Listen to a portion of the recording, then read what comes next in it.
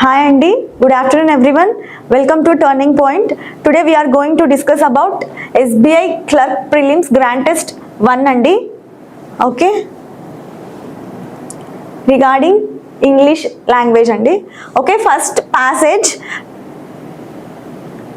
First మనము next questions చూసిన తర్వాత లాస్ట్ లో ప్యాసేజ్ అనేది చూద్దామండి. ఓకేనా?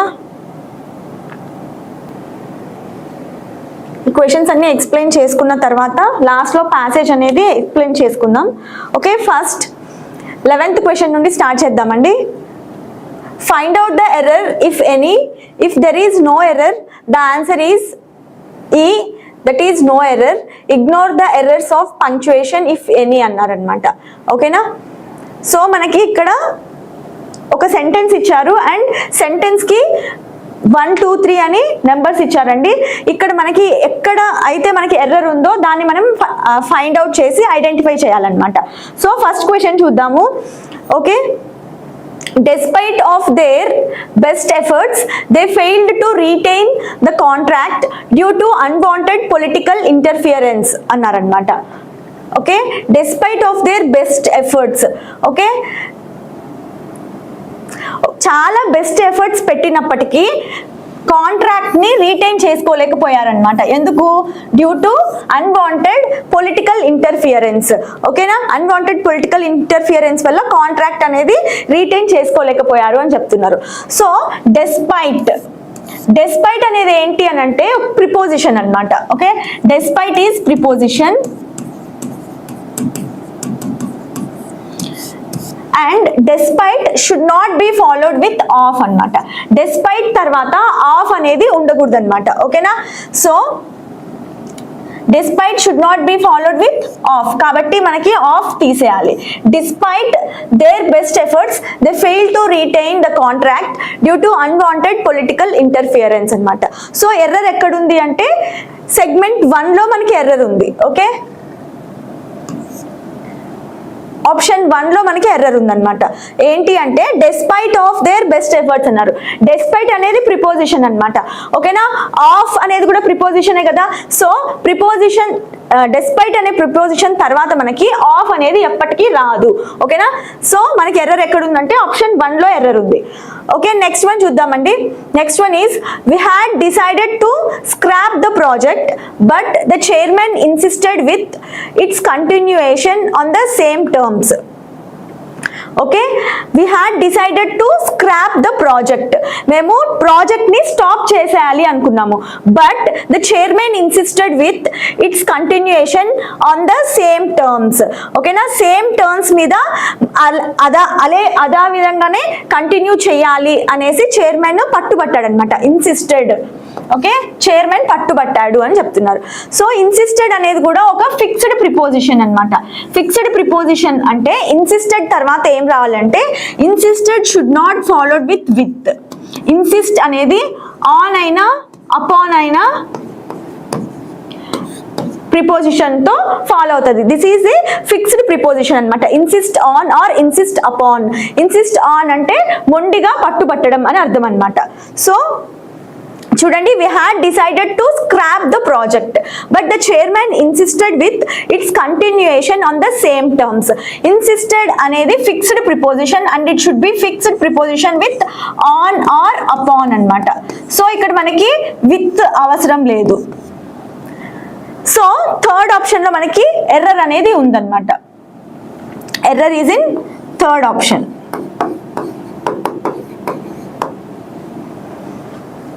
ఓకే, ఫస్ట్ వన్ ఇక్కడ డెస్పైట్ ఆఫ్ ఉండకూడదండి. ఆఫ్ ని రిమూవ్ చేయాలి. కాబట్టి ఫస్ట్ సెగ్మెంట్ లో మనకి ఎర్రర్ అనేది ఉంది. ఇక్కడ insisted on or insisted upon అనేది ఫిక్స్డ్ ప్రిపోజిషన్ అన్నమాట.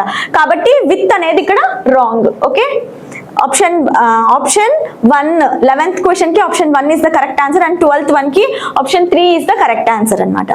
Next one, because of his prolonged illness he could not concentrate on his studies although he was very much desired to do so. Okay, because of his prolonged illness అంటే చాలా కాలం నుండి తనకి ఆరోగ్యం బాలేకపోవడం అనమాట. బాలేకపోవడం వల్ల he could not concentrate on his studies.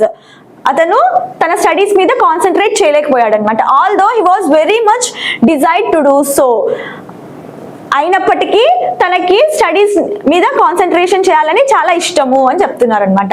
But ఇక్కడ చూడండి, he was very much desired. Desired అంటే ఏంటండి? డిజైర్డ్ అనేది వర్బ్ అన్నమాట. ఓకే, బట్ మనకి వర్బ్ ఇక్కడ అవసరం లేదు. ఏం కావాలి మనకి? అడ్జెక్టివ్ కావాలన్నమాట. Okay, adjective is needed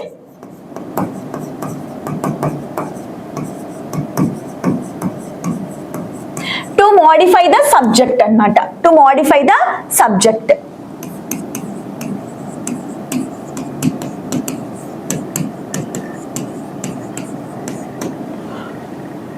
okay okay, sorry for the interruption అండి. నెక్స్ట్ క్వశ్చన్ చూద్దాం. Next question is, you must realize how important it is to give away to the needy whatever you possess in excess అన్నమాట. ఓకేనా, మనం ఏం realise అవ్వాలి అంటే మన దగ్గర ఎక్కువ ఎక్సెస్ లో ఉన్నవి నీడీ పీపుల్కి ఇవ్వడం ఎంత ఇంపార్టెంట్ అనేది మనం రియలైజ్ అవ్వాలి అని చెప్తున్నారు. Okay, so you must realise how importance. Okay, how importance. Importance is noun, but మనకి ఏం కావాలి ఇక్కడ? అడ్జెక్టివ్ కావాలన్నమాట. ఓకేనా, adjective is needed to modify the subject. కాబట్టి మనకి అడ్జెక్టివ్ ఏం కావాలి ఇక్కడ? You must realise how important it is to give away to the needy. Importance బదులు మనం important, that is adjective. Same like 13th question అండి. మనకి నౌన్ బదులు ఇక్కడ ఏముండాలి అంటే ఇంపార్టెన్స్, దట్ ఈస్ అడ్జెక్టివ్ ఉండాలన్నమాట. సో ఎర్రర్ ఎక్కడుంది? సెగ్మెంట్ 2లో అనేది మనకి ఎర్రర్ ఉంది కాబట్టి 2 అనేది answer. Next question, most of the travellers experienced a shock when they arrived at the museum only to find that it had been burgled. Okay, travels అందరూ చాలా షాక్ ఎక్స్పీరియన్స్ అయ్యారనమాట. ఎందుకు? వాళ్ళు మ్యూజియంకి అరైవ్ అయిన వెంటనే ఏం తెలుసుకున్నారు? మొత్తం అంతా దొంగతనం చేయబడింది, మొత్తం అంతా థెఫ్ట్ జరిగింది అని తెలుసుకున్నారనమాట. So the travellers are experienced shock. కాబట్టి అన్ని కరెక్ట్ గానే ఉన్నాయండి. పాస్ట్ టెన్స్ లో ఉంది sentence. Experienced a shock when, ఎప్పుడంటే దే అరైవ్డ్, ఎప్పుడైతే వాళ్ళు వచ్చేసారో మ్యూజియం దగ్గరికి. So they arrived at the museum only to find that it had been burgled. మొత్తం అంతా పాస్ట్ టెన్స్ లోనే ఉంది, అన్ని స్ట్రక్చర్ మొత్తం కరెక్ట్ గా ఉంది కాబట్టి మనకి ఆన్సర్ ఏంటి? నో ఎర్రర్ అన్నమాట. సో 15th క్వశ్చన్ కి ఆన్సర్ వచ్చేసి option 5. Okay, so next question చూద్దాం. How people do to earn their bread is dependent largely on the locality where they live. Okay, ఇది కూడా మనకి ఎర్రర్ ఫైండ్ అవుట్ చేయాలి. How people do to earn there bread. Bread earn చేసుకోవడానికి అంటే మనం తినే తిండి ఎర్న్ చేసుకోవడానికి ఏం చేస్తారు అనేది ఎక్కడ డిపెండ్ అయి ఉంటుందంటే ఒక పీపుల్ ఉండే లొకాలిటీని బట్టి వాళ్ళు ఏ పని చేసి వాళ్ళ ఫుడ్ తయారు చేసుకుంటారో ఫుడ్ తెచ్చుకుంటారు అనేది డిపెండ్ అయి ఉంటుంది అని చెప్తున్నారు అనమాట. బట్ హౌ అంటే ఏంటి? ఎలా. ఓకే, ఇక్కడ హౌ పీపుల్ డూ అనేది రాంగ్ అన్నమాట. వాట్ పీపుల్ డూ, ఏం చేస్తారు అనేది కరెక్ట్ క్వశ్చన్ అన్నమాట. What people do to earn their bread is dependent largely on the locality where they live అన్నమాట. ఓకేనా, బ్రెడ్ అంటే తినడానికి, ఫుడ్ సంపాదించుకోవడానికి ఏం చేస్తారు అనేది వాళ్ళ లొకాలిటీని బట్టి తెలుస్తుంది అని చెప్తున్నారు. బట్ ఇక్కడ హౌ పీపుల్ డూ, ఎలా చేస్తారు అనేది రాంగ్ సెంటెన్స్ అన్నమాట. వాట్ పీపుల్ డూ, ఏం చేస్తారు అంటే ఏ వర్క్ చేస్తారు అని అర్థం అన్నమాట. సో మనకి సెంటెన్స్ చదవంగానే మనకు అర్థమైపోతుంది దిస్ ఈజ్ రాంగ్ అని. So how is replaced with what అండి. ఓకే, క్వశ్చన్ మార్క్ వాట్ అన్నమాట. Okay, option 1 is the correct answer అన్నమాట. ఆప్షన్ 1 లో ఎర్రర్ ఉంది కాబట్టి మనకి option 1 is the correct answer. Next one చూద్దాం. He took a sharp knife and torn the covering made of cardboard but could not open the packet అన్నమాట. అతను sharp knife తీసుకొని cardboard మీద కవరింగ్ అనేది టర్న్ చేశాడు, అంటే చింపేశాడు. But he could not open the packet. అది టర్న్ చేశాడు కానీ ప్యాకెట్ని ఓపెన్ చేయలేకపోతున్నాడు అంటున్నారనమాట. సో ఇక్కడ he took a sharp knife. he took ఇదేంటి పాస్ట్ టెన్స్ కదా, అండ్ ఇది పాస్ట్ టెన్స్ లో ఉన్నప్పుడు ఇక్కడ ప్యారలల్ గా ఉన్న వర్బ్ కూడా మనకి పాస్ట్ టెన్స్ లోనే ఉండాలన్నమాట. సో టర్న్ అనేది ఏంటి, పాస్ట్ పార్టిసిపుల్. ఓకే చూడండి, టియర్ టోర్,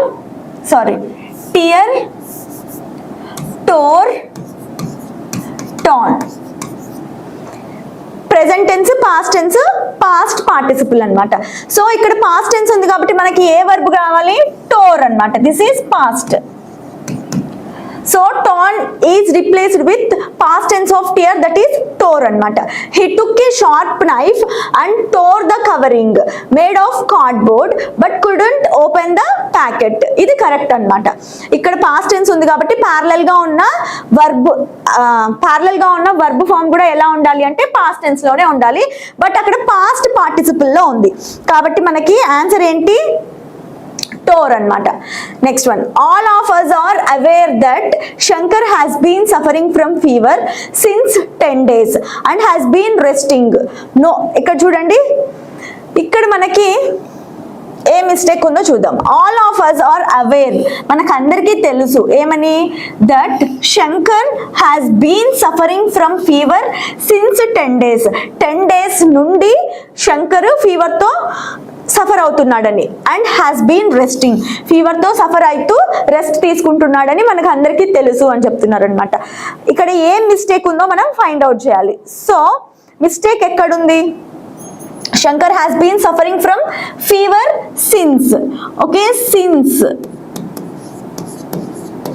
సిన్స్ అనేది ఎప్పుడు వాడతామంటే మనకి పాయింట్ ఆఫ్ టైం తెలిసినప్పుడు మనం సిన్స్ అనేది వాడతాం అన్నమాట. అండ్ ఫర్ ఎప్పుడు వాడతామంటే పీరియడ్ ఆఫ్ టైం తెలిసినప్పుడు మనం ఫర్ అనేది వాడతాం. ఓకే, ఫర్ అనేది పీరియడ్ ఆఫ్ టైం తెలిసినప్పుడు వాడతాం. ఇక్కడ సిన్స్ అని ఉంది బట్ ఎప్పటి నుండి అనే పాయింట్ ఆఫ్ టైం అయితే చెప్పలేదు మనకి. 10 days అన్నాడు అనమాట. 10 days అంటే ఏంటండి, పీరియడ్ ఆఫ్ టైం కదా. సో పీరియడ్ ఆఫ్ టైం వచ్చినప్పుడు మనం ఏం వాడాలి, ఫర్ వాడాలన్నమాట. So since should be replaced with for, because since అనేది మనం పాయింట్ ఆఫ్ టైం, మనకి ఎక్కడైతే టైం అని చెప్పి ఉంటారు కదా, మెన్షన్ చేస్తే టైం ఇప్పటి నుండి ఫ్రమ్ 1990 లేకపోతే ఫ్రమ్ థర్స్డే అలా మెన్షన్ చేసినప్పుడు మనం సిన్స్ అనేది వాడతాం అనమాట. లేకపోతే only period of time from 9 days అట్లా చెప్తే మనం ఏం వాడతామంటే ఫర్ అనేది వాడతాం అనమాట. సో ఆన్సర్ ఏంటి, ఫ్రమ్ ఫీవర్ ఫర్ 10 days అన్నమాట. ఓకే, ఇక్కడ ఏంటి, సెగ్మెంట్ 3లో ఎర్రర్ ఉందన్నమాట. ఓకేనా, అవునండి, డైలీ క్లాసెస్ ఉంటాయండి, పేపర్ ఎక్స్ప్లెనేషన్ డైలీ ఉంటుందన్నమాట. ఓకేనా. Next question, both of them genuinely helped each other when their families were going through a bad patch. Okay, both of them genuinely helped each other when their families were going through a bad patch అన్నమాట. మొత్తం correct గానే ఉంది కదండి. Both of them, వాళ్ళిద్దరూ genuine గా help చేసుకున్నారనమాట each other mutually. When their families, ఎప్పుడైతే వాళ్ళ families going through a bad patch అంటే బ్యాడ్ ఫేజ్ లో ఉన్నప్పుడు వాళ్ళిద్దరూ మ్యూచువల్ గా ఏం చేసుకున్నారు, హెల్ప్ చేసుకున్నారు అని చెప్తున్నారు. కాబట్టి ఇది పాస్ట్ ఫామ్ లో ఉంది కదా సెంటెన్స్ ఇది కూడా. సో ఇదంతా స్ట్రక్చర్ కరెక్ట్ గానే ఉంది. Genuinely helped each other when their families were going through a bad phase. ఎప్పుడైతే వాళ్ళు బ్యాడ్ ఫేజ్ లో ఉన్నారో అప్పుడు వాళ్ళిద్దరూ హెల్ప్ చేసుకున్నారు. సో ఇక్కడ నో ఎర్రర్ అన్నమాట. Okay, 19th one answer option 5 అన్నమాట. ఓకేనా. సో నెక్స్ట్ క్వశ్చన్ చూద్దామండి. Some people have generously contributed to the welfare fund but they wanted that their names should not be published అన్నమాట. Okay, some people have generously contributed to the welfare fund. Okay, generous గా చాలా మంది వెల్ఫేర్కి అంటే ఎవరికైనా help చేయడానికి fund rise చేశారనమాట. అంటే fund ఇచ్చారు, but they wanted their names should not published. వాళ్ళ నేమ్స్ వాళ్ళకి పబ్లిష్ చేసుకోవడం ఇష్టం లేదనమాట. ఇక్కడ ఎక్కడుందండి error? Some people have generously contributed to the welfare fund but they wanted that their. ఇక్కడ చూడండి, దేర్ అంటే ఏంటి? అక్కడ అని అర్థం అనమాట. ఓకే, బట్ ఇక్కడ ఏముండాలి మనకి? దేర్ అనే పొసెసివ్ ప్రొనౌన్ ఉండాలన్నమాట. That is THEIR. వాళ్ళ నేమ్స్ వాళ్ళు పబ్లిష్ చేసుకోవడానికి ఇష్టపడలేదు అని అర్థం. సో ఇక్కడ సమ్ పీపుల్ని ఇది మెన్షన్ చేస్తుంది కదా, కాబట్టి దీన్ని ఏమంటామంటే పొసెసివ్ ప్రొనౌన్ అంటామన్నమాట. సమ్ పీపుల్ అంటున్నారు కాబట్టి దేర్ అనే పొసెసివ్ ప్రొనౌన్ ఇక్కడ వచ్చింది. సో మనకి ఎర్రర్ ఎక్కడ ఉందండి? ఆప్షన్ 3లో ఎర్రర్ ఉందన్నమాట. సో ఇప్పుడు చూద్దాం ఒకసారి. Some people have generously contributed to the welfare fund but they wanted that their names అంటే some people their names should not be published అనమాట. సో ఆన్సర్ ఏంటి? థర్డ్ ఆప్షన్ లో మనకి. సో మనకి థర్డ్ సెగ్మెంట్ లో ఎర్రర్ అనేది ఉందన్నమాట. Answer వచ్చేసి ఆప్షన్ 3. సో క్లాస్ టెస్ట్ చూద్దామండి ఒకసారి. ఓకేనా? ఓకే అండి, ఒకసారి క్లాస్ టెస్ట్ చూద్దాం మనము. In the following passage some of the words have been left out each of which is indicated by a number అనమాట. అంటే in the following passage some of the words have been left out means blank. ఇలా blank ఇచ్చారనమాట. Okay, which is indicated by number like this 21, 22 అలా indicate చేశారు. Find the suitable word from the options, give against each number and fill the blanks with appropriate words to make the paragraph meaningful. ఇక్కడ 21 blank ఇచ్చారు కదా, ఇక్కడ 21 కి మనకి 4 or 5 options ఇచ్చారు. ఇందులో నుండి మనకి కరెక్ట్ గా మీనింగ్ఫుల్ ప్యాసేజ్ రావడానికి ఏదైతే కరెక్ట్ ఆప్షన్ సూట్ అవుతుందో మనం అదే ఐడెంటిఫై చేయాలన్నమాట. సో చూద్దాం. Once upon a time there was a prince who wanted to marry a princess. Okay, ఒకనొక టైంలో ఒక రాజకుమారుడు ఉండేవాడు అనమాట. యువరాజు ఉండేవాడు అనుకుందాం. Who wanted to marry a princess అనమాట. ఓకేనా? ఒక రాజకుమారిని పెళ్లి చేసుకోవాలి అనుకున్నాడు అనమాట. But she would have to be a real princess. కానీ తను చాలా రియల్ గా ప్రిన్సెస్ లాగా ఉండాలన్నమాట అని అనుకున్నాడు. Next, he dash all over the world to find one but know where could he get what he wanted అనమాట. He dash all over the world. He called, tour, sent, saw, traveled. ఇప్పుడు చూడండి, ఈ 5 options లో నుండి మనం ఏ option అయితే అక్కడ fill చేస్తామో అది ప్యాసేజ్ మీనింగ్ స్పాయిల్ అవ్వకుండా ఉండాలన్నమాట. ప్యాసేజ్ మీనింగ్ కరెక్ట్ గా ఉండాలి. సో ఇక్కడ చూడండి, కాల్డ్ అంటే పిలవడం అనమాట. టూర్ అంటే ఏంటి? మనం వెళ్తూ ఉంటాం కదా, టు ఎక్స్ప్లోర్ అనమాట. ఓకే, సెంట్ అంటే పంపించడం, సా అంటే చూడడం అని తెలుసు. ట్రావెల్డ్ అంటే ట్రావెల్ చేస్తూ ఉన్నాడు, ఓకే, తిరుగుతూ ఉన్నాడు. ఇక్కడ చూడండి, but she would have be a real princess. He ఏమొస్తుందండి ఇక్కడ? He travelled. ఆబ్వియస్ గా మనకి సెంటెన్స్ చూస్తేనే అర్థమవుతుంది. He travelled. ఓకే అండి, ప్యాసేజ్ మళ్ళీ ఒకసారి చూద్దాం. ఓకేనా? First, once upon a time there was a prince who wanted to marry a princess అనమాట. ఒక రాజకుమారుడు ఉండేవాడు. ఓకేనా? అప్పుడు ఏమైంది? తనకి ఏమనిపించేది అంటే he wanted to marry a princess అనమాట. ఓకే, ఒక ప్రిన్సెస్ ని మ్యారేజ్ చేసుకోవాలి అనుకునేవాడు. But she would have to be a real princess. కానీ తను రియల్ ప్రిన్సెస్ అయి ఉండాలి అనుకున్నాడు అనమాట. He dash all over the world to find one but nowhere could he get what he wanted అనమాట. He dash all over the world. He called, tore, sent, saw and travelled. చూడండి, మనకి ఈ 5 options లో నుండి he travelled all over the world అనేది మనకి correct meaning ఇస్తుంది అనమాట సెంటెన్స్ కి. అంటే ఏంటి? తను ప్రిన్సెస్ ని పెళ్లి చేసుకోవాలనుకున్నాడు, బట్ ఏమైంది? All over the world travel చేసినా కూడా అతనికి ఎవరు కనిపించలేదన్నమాట. So he travelled all over the world is the correct answer అండి, ఫిఫ్త్ ఆప్షన్ 21 కి. And but nowhere could he get what he wanted. One evening during a terrible storm there was thunder and lightning and the rain poured down in torrents. Suddenly a knocking was dash at the palace door అన్నమాట. Okay, ఒక వర్షం, ఒక రోజు evening వర్షం పడుతుంది అనమాట full గా, and full of Thunders అంటే ఉరుములు మెరుపులు వస్తున్నాయి. అప్పుడు ఒక knocking was dash at the palace door and the old king went to open it. ఎలా వెళ్తాడు? కింగ్ కి వినబడితేనే వెళ్తాడు కదా. సో హర్డ్ అన్నమాట. మేడ్ అంటే చెయ్యడం, ఫెల్ట్ అంటే ఫీల్ అవ్వడం అన్నమాట, సీన్ అంటే చూడడం, సౌండెడ్ అంటే సౌండ్ రావడం. బట్ ఇక్కడ ఈ ప్యాసేజ్ లో దీనికి సౌండెడ్ అనే దానికి కరెక్ట్ సెంటెన్స్ ఫార్మేషన్ ఉండదు అనమాట. సో హర్డ్ అంటే వినపడ్డం, కాబట్టి ఇది కరెక్ట్ అవుతుంది. Suddenly a knocking was heard, వినపడింది. At the palace door and the old king went to open it. Okay, king వెళ్ళాడు అనమాట ఓపెన్ చేయడానికి. ఓకే, ప్రిన్స్ వల్ల నాన్న. Next, it was a princess standing out there. ఒక princess నిల్చొని ఉందన్నమాట. But good gracious what is sight, the rain and the wind had made her look అనమాట.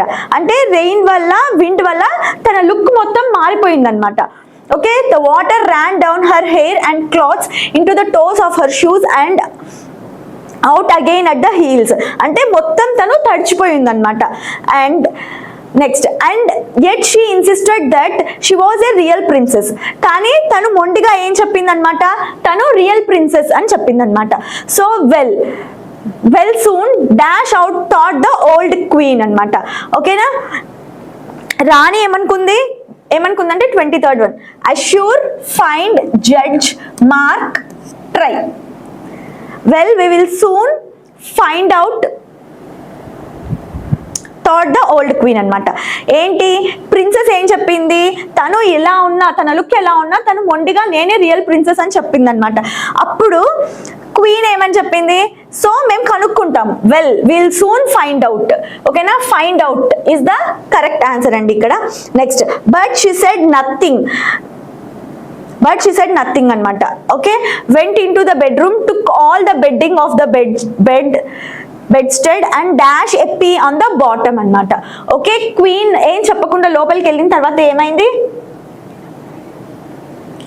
ఏమైందంటే బెడ్ స్టెడ్ మీద బెడ్రూమ్ లోకి వెళ్ళి బెడ్డింగ్ మొత్తం తీసింది అనమాట. అంటే మ్యాట్రసెస్ అన్ని తీసేసింది అనమాట. తీసేసి ఏం చేసింది, and dash a pea on the bottom and drive అంటే లాగడం అనమాట. ఓకే, ఫ్లంగ్ అంటే ఏంటి, ఓకే అండి, ఫ్లంగ్ అంటే విసిరేయడం అనమాట. ప్లేస్డ్ అంటే పెట్టడం అనమాట. కుక్డ్ అంటే వండడం. స్టిచ్ అంటే కుట్టించడం అనమాట. సో ఇక్కడ మనకి ఏం అర్థమవుతుంది చూడండి, and placed A P on the bottom of the అంటే ఆ బెడ్ షీట్స్ అండ్ మ్యాట్రసెస్ తీసేసింది కదా, దాని కింద ఒక పీ అనేది ప్లేస్ చేసింది అనమాట. ఒక బఠానీ గింజ ఉంచింది అనమాట. Then she 24th one can answer 3. Then she took 20 mattresses and laid them on the P అన్నమాట. ఓకే, P అంటే బఠానీ గింజ పైన 20 mattresses అనేవి లే చేసింది. And then 20 quilts on dash of the mattresses అన్నమాట. అంటే దుప్పట్లు, quilts అంటే దుప్పట్లు అన్నమాట. అండ్ 20 quilts వేసింది on dash of the mattress. On top అంతే కదా, హెడ్ అనము. బాటమ్ అంటే కింద కాదు, బిట్వీన్ అంటే మధ్యలో కాదు, మిడిల్లో కాదు, పైన.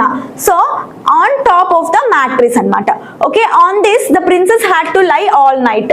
ఓకే, దాని మీద ఆ బెడ్ షీట్స్ అండ్ మ్యాట్రెసెస్ ఉన్నాయి కదా, వాటి మీద ప్రిన్సెస్ పడుకోవాలన్నమాట all night. In the dash she was asked how she had slept. In the dash ఎప్పుడు, morning dinner room feels dark అన్నారు. అండ్ ఎప్పుడు అడుగుతారండి, in the dash she was asked how she had slept.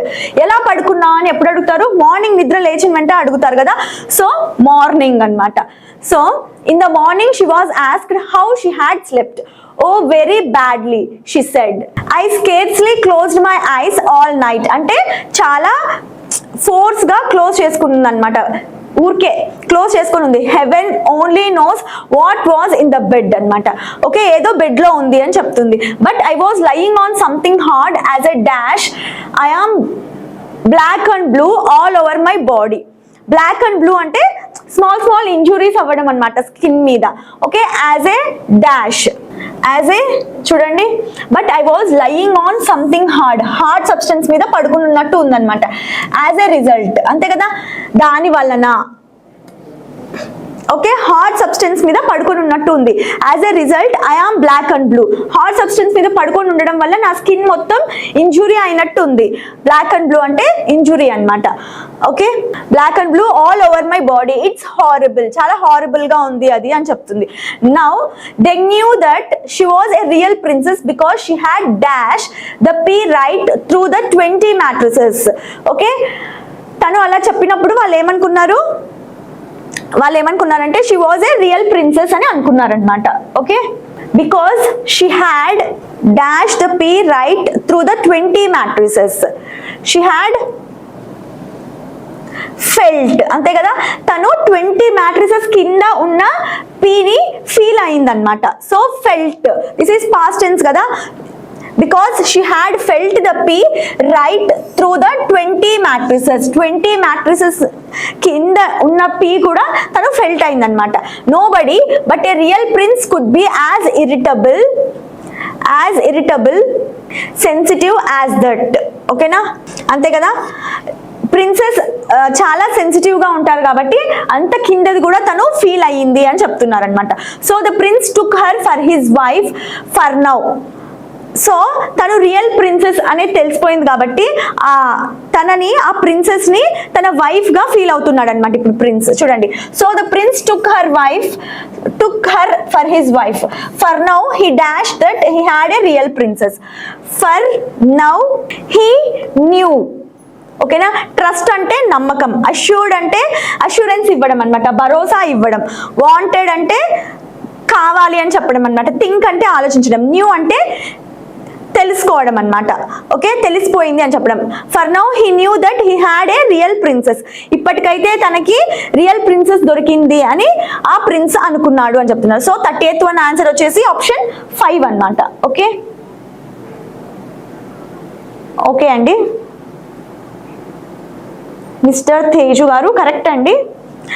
Next, okay అండి, ఇప్పుడు అన్ని questions అయిపోయాయి కదా, ఇప్పుడు ప్యాసేజ్ చూద్దాం మనం. ఓకేనా, సో ప్యాసేజ్, ఒకసారి ప్యాసేజ్ చదువుదాం. Read the following passage carefully and answer the questions given below it. Certain words or phrases are given in bold to help you locate them while answering some further questions అన్నమాట. ఓకేనా, so passage చూద్దామండి ఒకసారి. King Hutamasan felt he had everything in the world not only due to his riches and his noble knights but because of his beautiful queen Rani Matsya. King Hutamasan ఎప్పుడు ఏమనుకునేవాడంటే నా దగ్గర అన్నీ ఉన్నాయి అనుకునేవాడు అనమాట. Because not of riches అంటే money వల్ల కాదు, అండ్ హిజ్ నోబల్ నైట్స్ అంటే బ్రేవ్ సోల్జర్స్ వల్ల కాదు. ఓకే, బ్రేవ్ సోల్జర్స్ అంటే బ్రేవ్ సైనికులు, తన దగ్గర సైనికులు ఉంటారు కదా, వాళ్ళ వల్ల కాదనమాట. బట్ ఎందుకు? But because of his beautiful queen Rani Matsya వల్ల తనకు అన్నీ ఉన్నాయి అని అనుకునేవాడు అనమాట కింగ్ హ్యూటామసన్. The rays of the sun were put to shame with the iridescent light that Matsya illuminated with her beauty and brain అన్నమాట. ఓకే, రేస్ కూడా, సన్ రేస్ కూడా చాలా షేమ్ గా ఫీల్ అయ్యేవి అనమాట మత్స్య బ్యూటీని చూసి. ఓకే, బ్యూటీ అండ్ బ్రెయిన్స్ అన్నమాట. At the right hand of the king he was known to SIT and aid him in all his judicial probes. Okay, ఏవైనా న్యాయపరమైన విషయాలుంటే తనకి సలహాలు ఇచ్చేదన్నమాట రాణి మత్స్య.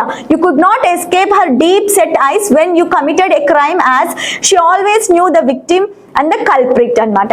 ఎవరైతే మోసం చేస్తారో లేకపోతే ఎవరైతే బాధింపబడతారో ఇద్దరు తనకి ఈజీగా తెలిసిపోతారు అని చెప్తున్నారు. Her generosity preceded her reputation in the Kingdom and her hands were always full to give అన్నమాట. అంటే తన జెనరాసిటీ అంటే తను ఎవరికైనా ఇచ్చే స్వభావం అందరికీ తెలిసిపోయిందనమాట. And her hands were always full to give అనమాట.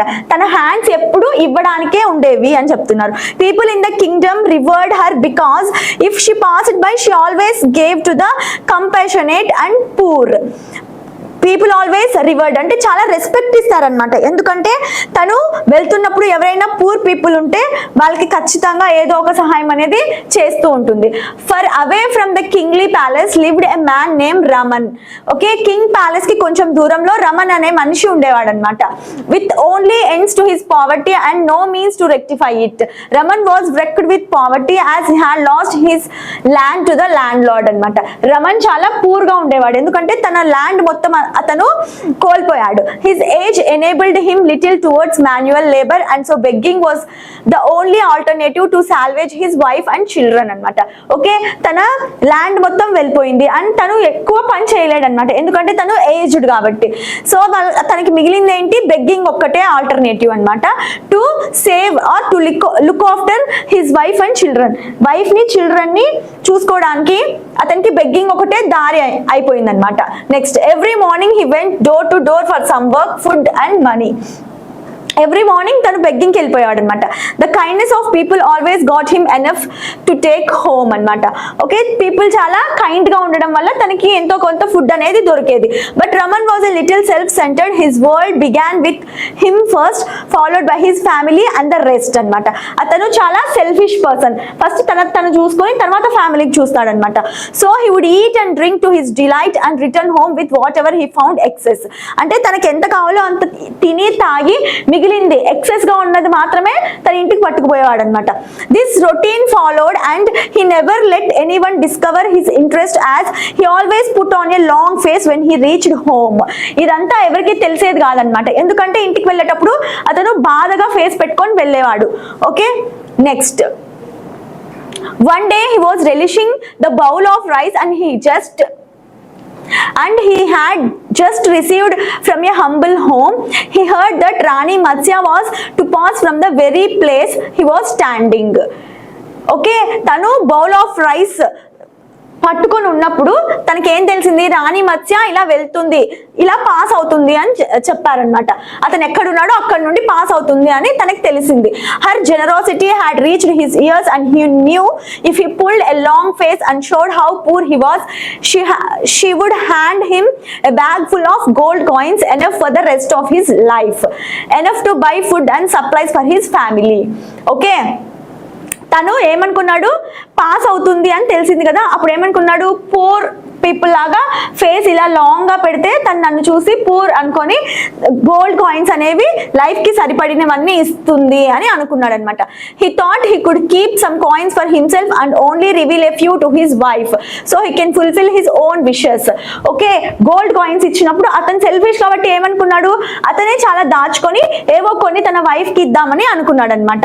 Okay, he ran to the chariot of the Rani and begged her soldiers to allow him to speak to the queen అనమాట. వెంటనే రాణి దగ్గరికి వెళ్ళిపోయి సోల్జర్స్ ని బెగ్ చేస్తున్నాడు అనమాట, అడుక్కుంటున్నాడు రాణి దగ్గరికి వెళ్ళడానికి అనుమతించమని. Listening to the arguments outside, Rani Matsya opened the curtains of her chariot and asked Raman what he wanted. Raman went to his knees and praised the queen. I have heard you are most generous and most chaste. Show this beggar some charity. Rani narrowed her brows and asked Raman what he could give her in return అన్నమాట. Okay, అక్కడికి వెళ్ళి వాళ్ళ ఎవరితో soldiers ని beg చేసుకుంటున్నాడు కదా, అప్పుడు రాణి మత్స్యకి వినపడుతుంది అనమాట. అప్పుడు రాణి మత్స్య అలో చేయమని చెప్తుంది అండ్ ఏమడుగుతుంది, ఈ బెగ్గర్ కి కొంచెం ఏదైనా హెల్ప్ చేయమని రమన్ అడుగుతాడు అనమాట. అప్పుడు తను ఏమన్నది, he narrowed her brows and asked Raman what he could give her in return అన్నమాట. ఓకే, తను ఏమడిగిందంటే ఇన్ రిటర్న్ లో నాకేమిస్తావు నువ్వు అని అడిగింది. Surprised by such a question, Raman looked at his bowl full of rice with spite in him. He just picked up a few grains of rice and gave it to her. Okay, because he was selfish. అతను ఏం చేశాడు, నాకేమిస్తావు అని రాణి మత్స్య అడిగినప్పుడు తను few grains. Okay, అన్నం ఇంత ఉన్నప్పటికి కూడా ఒక చాలా తక్కువ గ్రెయిన్స్ అనేవి ఇచ్చాడనమాట. రాణి మత్స్య counted the 5 grains and looked at his bowl full of rice and said, you shall be given what is due to you. Saying this, the chariot galloped away. Okay, నువ్వేమిచ్చావో నీకు అదే వస్తుంది అని చెప్తుంది అనమాట రాణి మత్స్య. ఎందుకు? తను 5 grains ఇచ్చాడు, తన దగ్గర ఫుడ్ అనేది చాలా ఉంచుకొని. సో అలా చెప్పిన వెంటనే చారియట్ గ్యాలప్డ్ అవే అంటే ఒక రథం లాగా ఉంటుంది కదా, అది వెళ్ళిపోయింది అనమాట, స్పీడ్ గా వెళ్ళిపోయింది రాణి గారిది. Next, Raman abused her under his breath. This he never thought would happen. How could she ask him for something in return when she had not given him anything? Okay, Raman ఏమనుకున్నాడు? రమన్ తనలో తానే తిట్టుకున్నాడు అనమాట. ఓకే, తను నాకేమి ఇవ్వకుండా తను నన్ను ఎలా అడుగుతుంది రివర్స్ లో ఇవ్వమని అని. In return when she had not given him anything, ఏమి ఇవ్వకుండా. Irritated with anger he stormed home and gave his wife the bowl of rice. ఇంటికెళ్ళి బౌల్ ఆఫ్ రైస్ ని వాళ్ళ వైఫ్ కి ఇస్తాడనమాట. Just then he saw a sack at the entrance. His wife said some men had come and kept it there. ఒక సాక్ ఉందన్నమాట. తన wife ఏం చెప్పింది? కొంతమంది మనుషులు వచ్చి అది ఇక్కడ పెట్టేసి వెళ్ళారు అని చెప్పింది. He opened it to find it full of rice అన్నమాట. ఓకే, అది ఓపెన్ చేస్తే ఆ సాక్ లో మొత్తము రైస్ ఉన్నాయి. He put his hand inside and caught hold of a hard metal only to discover it was a gold coin అన్నమాట. Okay, ఆ rice సాక్ లో చేయి పెడితే అతనికి ఏం కనిపించింది? ఒక గోల్డ్ కాయిన్ అనేది కనిపించింది. Elated the upturned the sack to find, okay, elated he upturned the sack to find 5 gold coins in exact for the 5 grains అన్నమాట. ఓకే, హ్యాపీగా తను ఏం చేశాడు? రైస్ బ్యాగ్ ని అప్టర్న్ చేశాడు అనమాట, మొత్తం పంపేశాడు. అప్పుడు తనకి ఏం దొరికాయంటే 5 gold coins దొరికాయి. Because he gave due to his selfish nature, అతను ఏమి ఇచ్చాడు? 5 grains ఇచ్చాడు కాబట్టి తనకి రివర్స్ లో ఏమొచ్చింది? 5 gold coins వచ్చింది. If only I had given my entire bowl thought Raman, I would have had a sack full of gold. అప్పుడు ఏమనుకున్నాడంట రమన్? నా బౌల్లో ఉన్న ఫుడ్ మొత్తం నేను ఇచ్చేసి ఉంటే నాకు సాక్ ఫుల్ ఆఫ్ గోల్డ్ కాయిన్స్ ఉండేవి అని అనుకున్నాడు అనమాట. ఓకే, దీనివల్ల మోరల్ ఏంటి అంటే మనం ఎంత ఇస్తే మనకి అంతకి డబుల్ వస్తుంది అనమాట. సో మనం ఎప్పుడు సెల్ఫిష్ గా ఉండకూడదు అని దీని మోరల్ అన్నమాట. సో క్వశ్చన్స్ అనేవి చూద్దామండి ఇప్పుడు. ఓకేనా? According to the passage which of the following is definitely true about Rani Matsya? Okay, according to the passage Rani Matsya గురించి ట్రూ అయిన వర్డ్స్ ఏంటివి? Okay, she was beautiful, she was intelligent, she was kind. Okay, అన్ని కరెక్టే కదా. Intelligent, beautiful, kind. బ్యూటిఫుల్ అంటే అక్కడ first paragraph లో రాణి మత్స్యని introduce చేసేటప్పుడు సన్ రేస్ గురించి చెప్తారనమాట. సన్ రైస్ కూడా షేమ్ గా ఫీల్ అవుతాయి తన బ్యూటిఫుల్ నేచర్ చూసి. అండ్ ఇంటెలిజెంట్ అన్నమాట, తను జుడిషియల్ జడ్జ్మెంట్స్ లో పాల్గొంటుంటుంది, కింగ్ కి ఏవైనా సలహాలు కావాలంటే ఇస్తుంది అని చెప్తారు.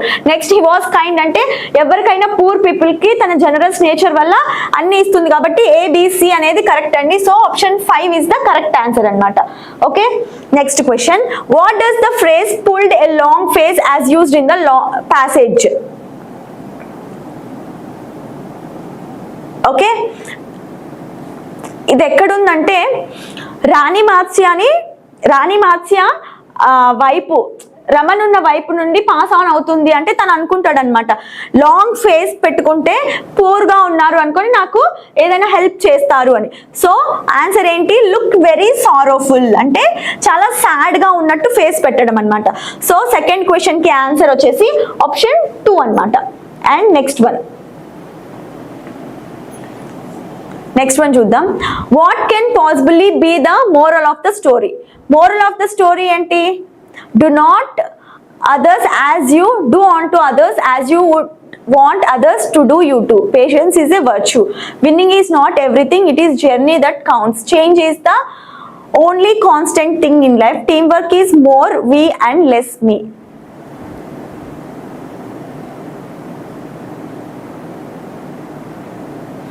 First option is the correct one. Okay, మనం ఏమైనా చేస్తేనే ఇతరులు కూడా మనకి హెల్ప్ చేస్తారు అని అర్థం అనమాట.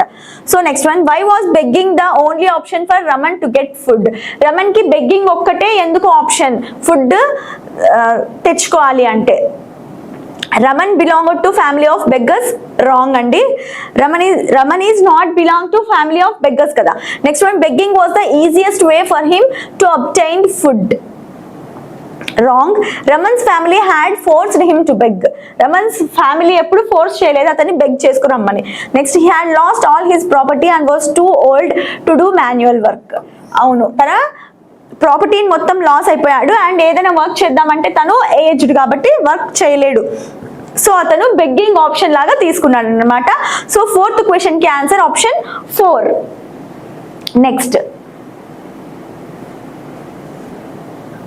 Next question, which of the following words can be used to describe Raman? Okay, Raman ని ఎక్స్ప్లెయిన్ చేయడానికి మనము ఎటువంటి వర్డ్స్ యూజ్ చేస్తాము అని అంటున్నారు అనమాట. ఓకేనా,